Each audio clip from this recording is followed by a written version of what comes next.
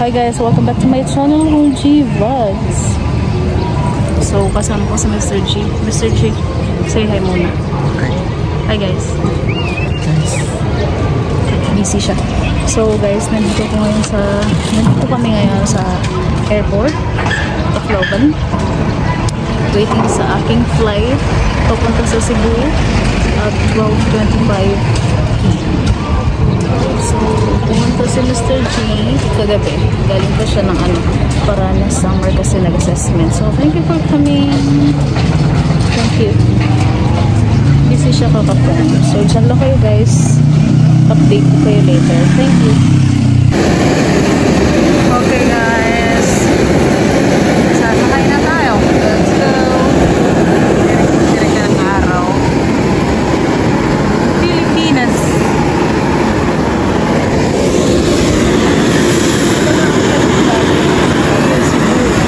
At nasa kalangitan na nga tayo guys. Papunta na tayo ngayon ng Cebu. So advance tayo ng isang araw kasi mas maigin advance tayo kasi in case na magkaroon ng problema, at least nasa Cebu na tayo. Hindi tayo madidelayed. At napakalapit nga lang ng Cebu kapag ka naka-airplane ka. Wala pang isang oras na kung nasa Cebu ka na. Okay, we're here at Cebu.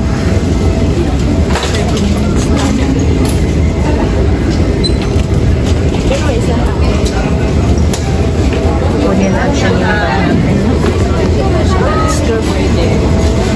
Dito tayo sa tao.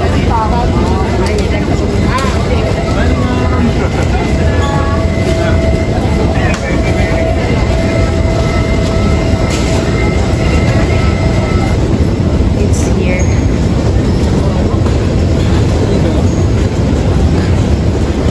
Oh, thank you. Yes, we're good.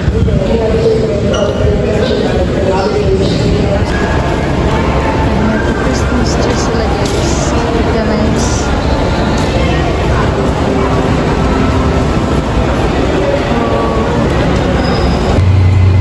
Guys, we're here at Istari Hotel. So, nauna na tayo. And we are room 105. So, let's go. Yan na. Room tour. Simple lang, maliit lang, pero nice. 2 beds kasi para kay mom yung isa. This one. And pumunta tayo dito sa Cebu, naka-shorts lang tayo. Ayan. And may pa-television and ayan yung AC. Tingnan natin ang kanilang comfort room. Okay, may pa-shower si mirror. And ayan ang trono. So, yan lang.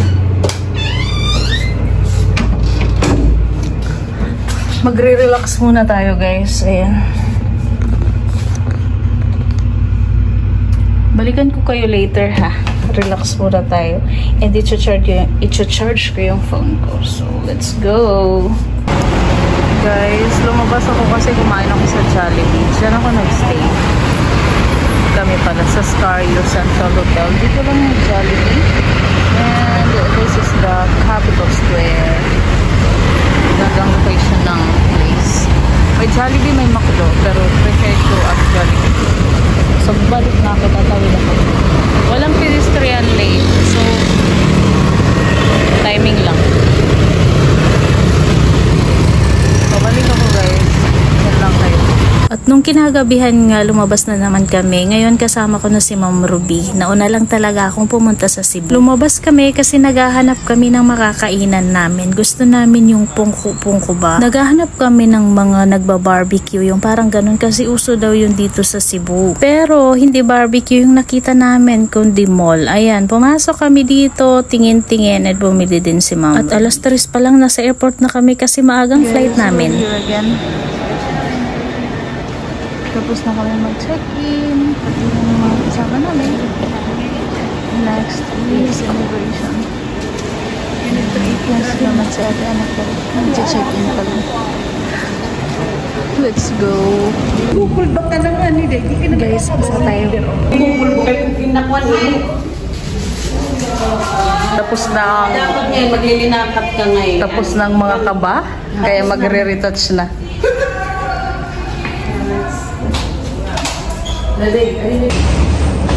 Here we go. Boarding.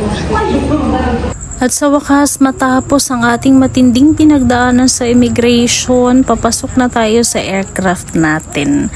So, nagkikwentuhan si na mama si ate Annafel tungkol sa experience namin sa immigration. Nako, walang kapares. Paka-memorable ng experience na yun. At nandito na tayo sa may pintuan ng aircraft. Papasok na tayo sa loob. Yung airline pala namin is Cebu Pacific and yung flight is 6 AM. Kaya masyado kami maaga pumunta sa airport. Baka maiwan tayo. Mas maigi na talaga na advance tayo pumupunta sa airport para hindi tayo maiiwan.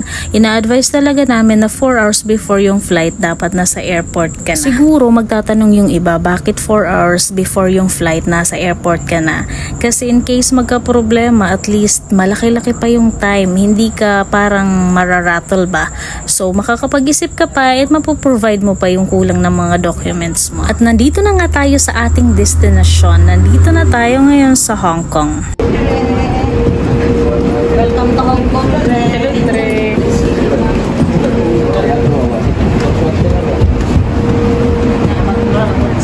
And of course, bago tayo lumabas ng airport, dadaan na naman tayo sa immigration pero mabilis lang to, ini-scan lang yung passport namin. Wala nang mga questions, ini-scan lang yung passport. Hindi kagaya sa Pilipinas na may mga questions pa, dito wala na. I-scan lang talaga yung passport and then labas na.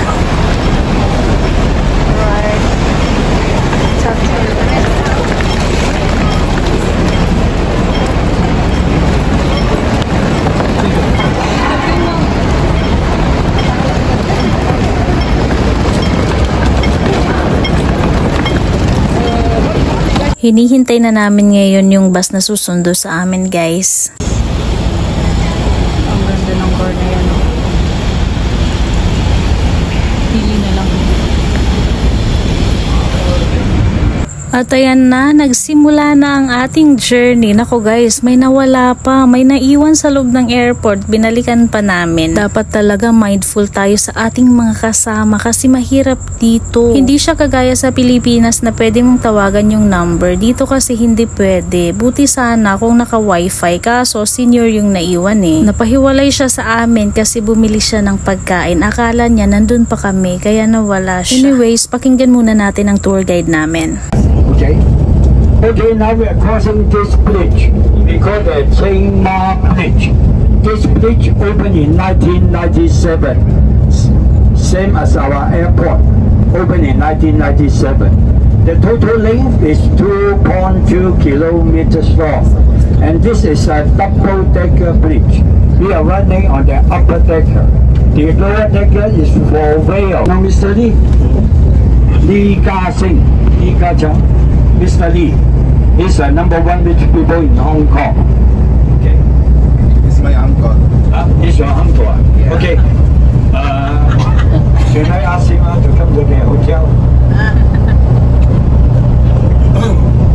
At nandito na tayo ngayon sa ating first stop, guys. So medyo puyat tayo dito kasi 2 AM gising na kami and tuloy-tuloy na yon hanggang sa nakarating kami dito sa Hong Kong. Para siyang park dito, guys. Maraming nagpipiknik, may mga dalang bata, may mga pets. And marami din kaming nakitang mga Pilipino dito. Kahit saan naman talaga may mga Pilipino, hindi nawawala. At pagkatapos sa aming first stop, dumaan kami dito sa Peninsula. Isa daw to siya sa mga pinakamahal na hotel dito sa Hong Kong. Nga pala guys, pagdating namin dito sa Hong Kong, diretso na kami sa city tour kasi maaga kami dumating. Kasi ang standard time ng check-in sa hotel is 2 PM pa. So marami pa kaming time kaya dire-diretso na siya sa city tour. Ang isa pala sa mga dahilan kung bakit hindi ako masyadong nagpapakita ng aking pagmumukha dito sa aking vlog ngayong first day kasi hagardo tayo guys. Naku, puyat na puyat talaga ang ating pagmumukha. Wala rin akong gaanong mga pictures kasi nga naku, hindi ko talaga gusto yung mukha ko kasi puyat, yung mga eye bags, klarong-klaro. Gusto ko talaga matulog pero hindi pa pwede kasi hindi pa tayo nakapag-check-in sa hotel. Tanggap naman natin hindi tayo kagandahan pero mas lumala talaga kasi dahil sa puyat. That time, they have a queen, her name called Victoria. So we use her name to name the sea Victoria Harbor. Okay, we will stay here until, let me see. I give you half hour. No. Huh? How can we tomorrow we eat with 30 minutes. Indigestion. We will have appendicitis. Okay, I give you free. Kung naririnig nyo guys, binibigyan lang kami ng tour guide namin ng 30 minutes para sa lunch namin. Pero nagre-reklamo yung mga kasama ko kasi hindi daw nila kaya yung 30 minutes para sa lunch. Masyadong mabilis yun. Uso din dito yung pali-pali system, yung pangmadalian palagi kasi hinabol yung oras. Pero syempre, hindi nasunod kasi mga Pilipino. You want to have a rice, then we better go back to your hotel. If you cannot get the key, now this opposite side is the Hong Kong Island. That's the old island. That's the old city. Oh, Or this one. older than this one. Holland side, Hong Kong side. And New Jersey.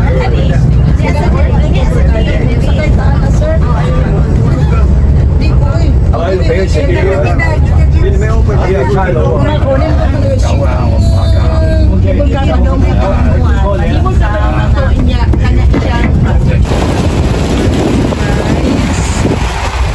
Yan ang Hong Kong Island.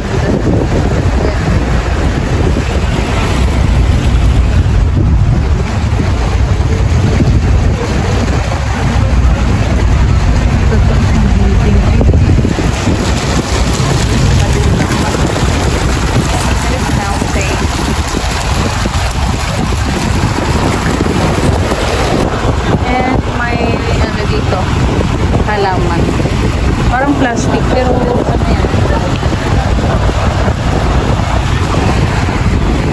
Guys, share ko sa inyo yung 30 minutes na lunch na ko naging more than an hour kasi hintay-hintay system. Alam nyo na mga Pilipino. Ganyan nga pala yung mga tirahan dito sa Hong Kong guys, mga apartment. Ang tataas na mga building and may mga pabandaritas parang fiesta. Kita nyo naman yung mga sinampay dyan sa balcony. Ganyan din yung mga streets nila dito. Napapaligiran talaga ng matatayog na mga buildings dito mismo sa sentro. Ayan o, kita nyo. Mostly dyan is mga apartment. Buti na lang at walang lindol dito sa Hong Kong kasi kung meron, ewan ko na lang, nako, ninervyusin ka talaga. We're here at the jewelry shop.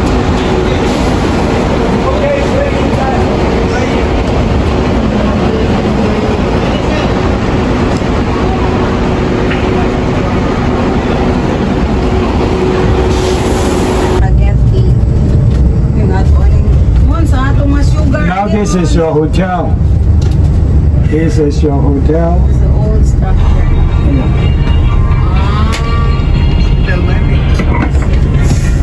Guys, gabi na. Nako, pagka-check-in namin, nakatulog kami and pagkagising namin, ayan, alas 8 na. Naghihilig pa kami natutulog kasi nga mga pagod and puyat kasi ang aga nga namin gumising. Lumabas nga muna kami ni Ma'am Ruby kasi naghahanap kami na makakainan namin. Si Ate Ana Fel, nako, tulog pa. Iniwan namin kasi gutom na kami kaya lumabas na kami. Nag-ikot-ikot nga muna kami dito sa labas ng hotel namin kasi gusto namin ng rice. Diba rice is life? Tumingin-tingin din kami sa mga tindahan kasi may pinapabili na green tea. Fruit tea daw yun and green tea. Basta mga tea, yun na yun. Mahilig sila sa mga tea. Naglakad-lakad muna kami. Marami pa tayong nakakasalubong kasi mahaga pa to. 8 PM pa lang. Share ko lang sa inyo guys, hindi siya ganun kadali maghanap ng rice dito sa Hong Kong. Mostly sa kanila is mga noodles.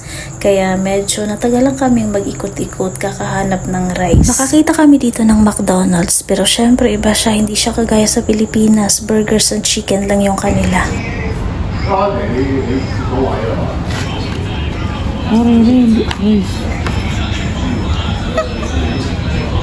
Noodle na lang.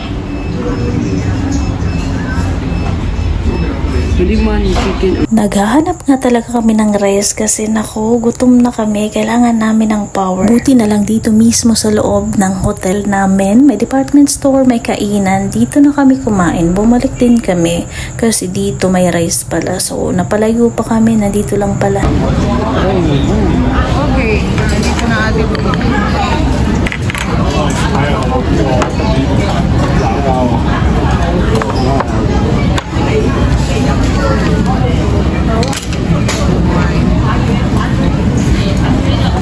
May dapat kita dito sa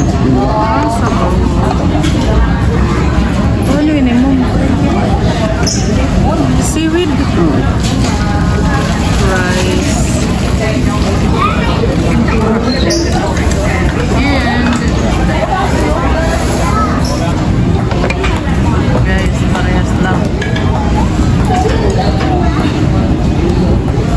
At ayan, kumain na nga kami guys. May rice, may soup, and may parang tempura. Halo siya, pero hindi siya ganun kayamers. Kaya konti lang yung nakain namin. And after kumain, umakyat na din kami dito sa taas, dito sa room namin. Dinala na lang namin yung food namin kasi hindi namin naubos. Dinalhan na din namin si Ate Annafel para makakain na siya kasi tulog pa siya ngayon. At ayan ang view namin dito sa bintana ng hotel namin. At dito na rin nagtatapos ang ating vlog guys. Thank you for watching. Please like, share, and subscribe. Maraming salamat ulit guys. See you! Mwah!